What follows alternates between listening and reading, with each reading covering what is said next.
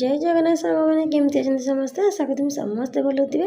ତ ଆମ ଘର ଆଜି ଆସିছে ଦେଶୀ ବାଉଲ, ଯେଉଁଟା ମୋର ପସନ୍ଦ। ମୁଁ ଖାଇନି, ଛୋଟବେଳେ ହয়তো ଖାଇଦେବି, ବଡ଼ ହେଲା ପରେ ଜମା ବି ଖାଇନି। ଆମ ଏପଟେ ତ ଦେଶୀ ବାଉଲ କୁହନ୍ତି, ଆପଣ କ'ଣ କୁହନ୍ତି କମେଣ୍ଟରେ ଜଣାଇବେ।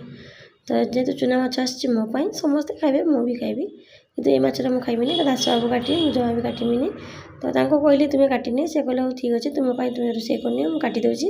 ତ ଦାସ ବାବୁ ଏଠି ମାଛ କାଟୁଛନ୍ତି, ତା ଭିତରେ ମୋ ପାଇଁ ମୁଁ ରୋଷେଇ କରି ନେଇଥିଲି। ମୋ ରୋଷେଇ ସରିଲା।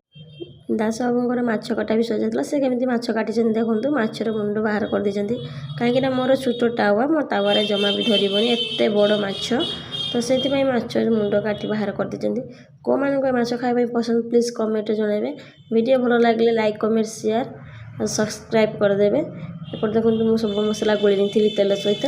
ତାପରେ ମାଛକୁ ଏମିତି ମସଲାରେ ମୁଁ ଭଲ ଭାବରେ ମାଛର ମସଲା ଲଗାଇ ଦେଇଥିଲି।